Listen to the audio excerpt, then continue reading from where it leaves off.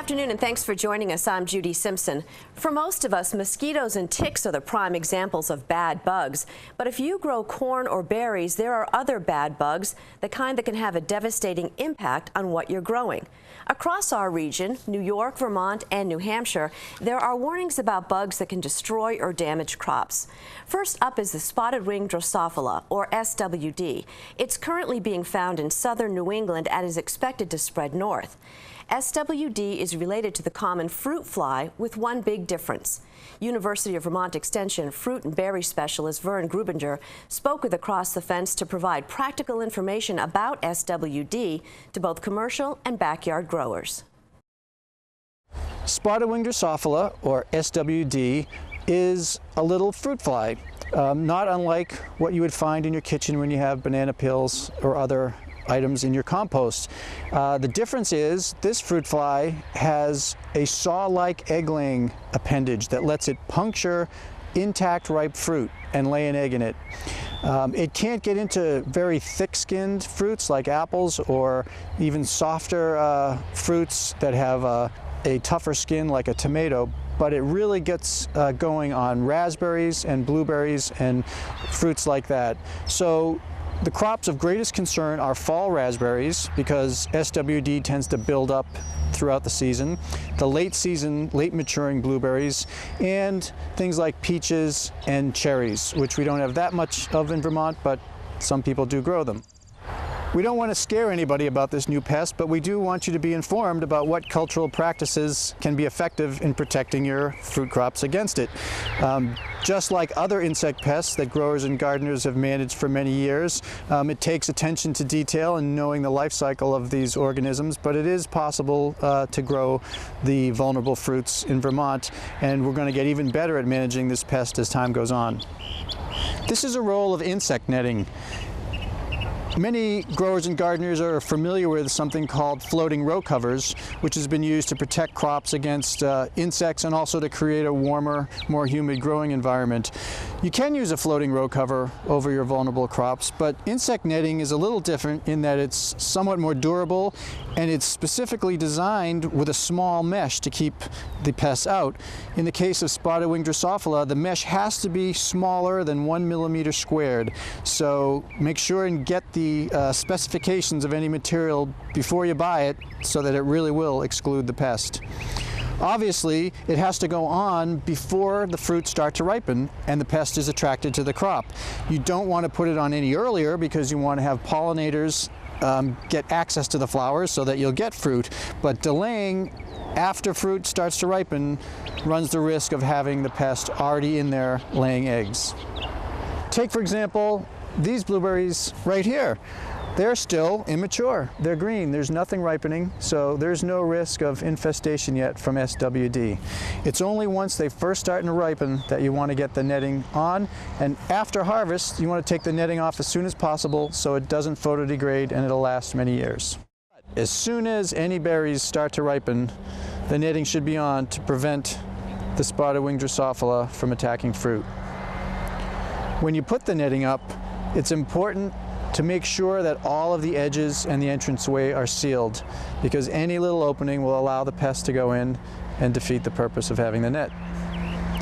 If you have a structure that's been used for bird netting, for example, it may be suitable for hanging up the insect netting. And in fact, if you haven't had bird netting, you may get double duty out of the insect netting by also keeping the birds off. So although it's an expensive investment up front, if you take care of the netting and it lasts many years, you'll be paid back in a lot of sound fruit that would have otherwise been lost.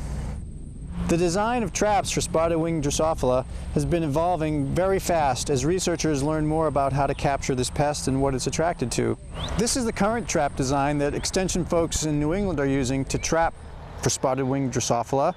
Sometimes trapping is done just to monitor the population, but it's possible that using enough traps, perhaps one in every blueberry bush or every other, or one every 20 or 30 feet, we don't know yet, it could be possible to actually trap out the spotted-winged Drosophila and reduce the damage to the fruit. These traps are something that anybody can make because they use readily available materials like plastic red cups from the supermarket and black electrical tape from the hardware store, as well as wire and another little cup that's used often for dressings at delis and things like that. The idea here is that the pest is attracted to this black on red combination. And by drilling 1/8 inch holes, you allow this small insect to get in while keeping larger pests out, or larger bugs that may be attracted to the bait. The bait, in this case, is a little solution that's fermenting. So it's made from a combination of whole wheat flour, water, sugar, and yeast. So it's the yeast odors that really attract the pest, but you have to give it something to live on, and so it continues to give off odors. By putting it in a little cup like this that's had a hole cut out of the top and screen mesh put in, the pest can't actually get into the bait, so the bait stays uncontaminated and continues to ferment well. And the pest is then attracted to the second part of the bait, which is a drowning solution. So inside the cup, about an inch or so in the bottom, you would place a mixture of inexpensive red wine and apple cider vinegar, roughly 50-50. That goes in. It's also attractive to the spotted-winged Drosophila, but not as much as the yeast, so the combination together is a very powerful bait. By putting the little cup inside the big cup and then sealing it up so rainwater doesn't get in and fouling it, and hanging it in the bush near the fruit, preferably in a shady spot, because when it's in the sunshine the bugs don't tend to go to it as much.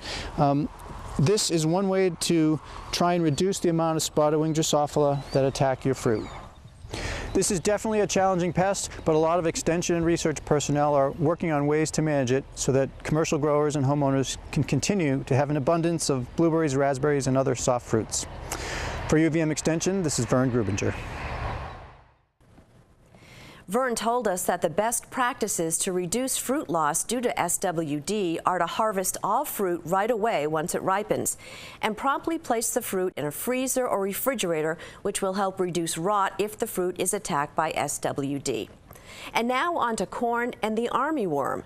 There are no reports of widespread outbreak like those that occurred in 2007 and 2001, but even in isolated cases, the damage can be substantial.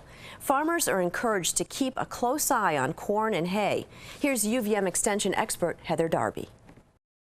Armyworm moths blow up from the south in storms and wind currents, and the other one is cutworms. Both of those travel from the south.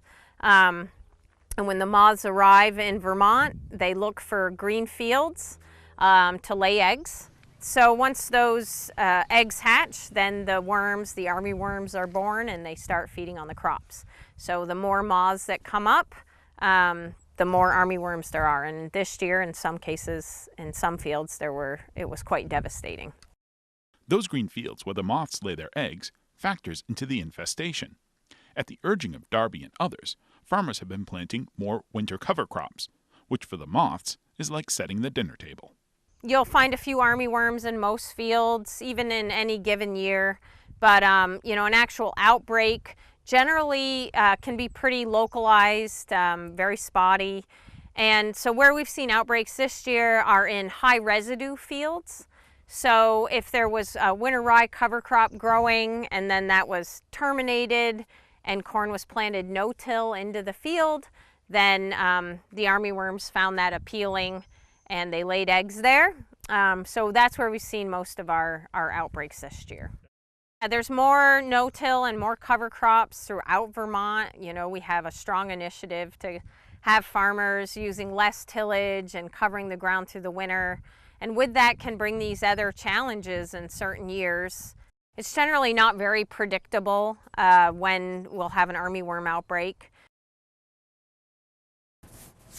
Again, the advice from experts is to keep a close eye on corn and hay crops because when armyworms do show up, they cause a lot of damage very quickly.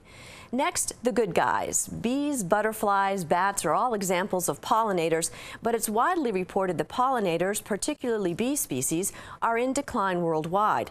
Across the Fence's Rebecca Gollan spoke with a garden and pollinator expert about the issue and what we can do about it. We're definitely hearing a lot about pollinators, and it's really good and it's really great. I'm really glad that the public is now becoming aware of what's going on with the pollinators. 80% of global plants are dependent upon pollination services, insect pollination services. So imagine if we lost 80% of our species, what would we have? And it wouldn't be just about we humans, but the whole biodiversity of all. Think of all of the wildlife that is dependent upon fruit production, and the pollinators themselves are actually food. Most of our birds in their will feed their babies, larvae stage pollinators. So think of the whole bird population as if we didn't have pollinators, if we didn't have the insect population, we would not have, and the scale just continues to go up. Our biodiversity would just die. And at this point, our knowledge of what all of our quantity, our reduction in the diversity and amount of pollinators is just really being studied. We're just at the tip of the iceberg of learning what's going on, but everyone is definitely recognizing that they're under threats. The most obvious threats are pesticide use and our habitat fragmentation and just disruption, destroying of habitat. How could a decline in pollinators affect Vermonters? Let's talk about our farm here, Riverberry Farm. Without pollinators, our strawberry production would be pretty abysmal. We wouldn't have much for strawberries. Same with our raspberries. And then some of our crops, like we were talking about the tomatoes, we definitely rely upon pollinators. We just open up the sides of the greenhouse and hope for the bumblebees to come in and help out with the pollination in there.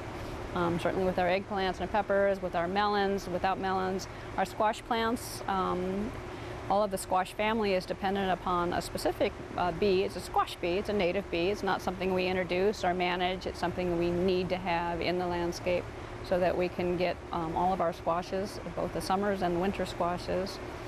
So yeah, we wouldn't actually be able to have much food production if we didn't have more pollinators.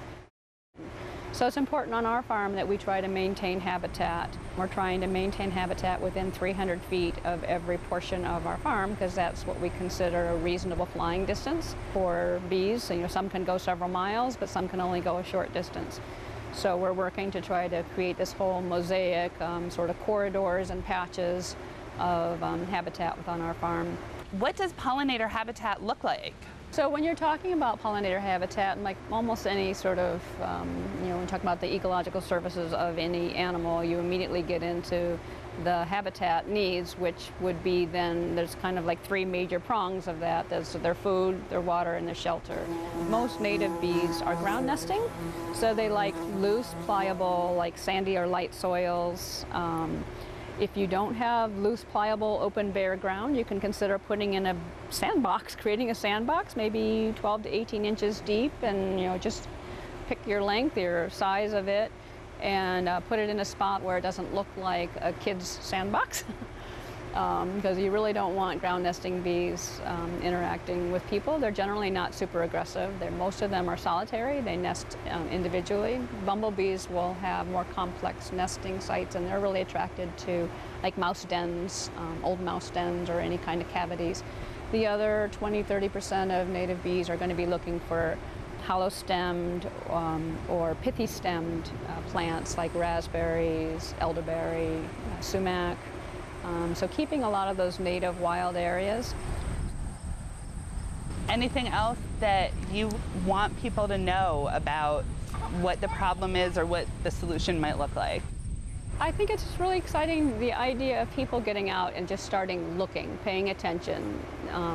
It's like, instead of taking this attitude towards insect, what is that insect, and I don't want it in my landscape. It's like, what is that insect, and what's it doing? I wonder if it's actually pollinating that plant, or see it nibbling on a leaf. What is that pollinator? What is that plant? Is that a native insect, and is it eating a little bit of my native plant, and it's getting nourishment? That's keeping it alive. Changing our aesthetic about our landscape and thinking of it as a habitat not just for us, but habitat for all kinds of organisms will be such a change in our attitude that we will learn to love looking at the life that we create in our landscape. Our thanks to Jane Sorensen of Riverberry Farm in Fairfax. And thank you for joining us. I'm Judy Simpson. I'll see you again next time on Across the Fence.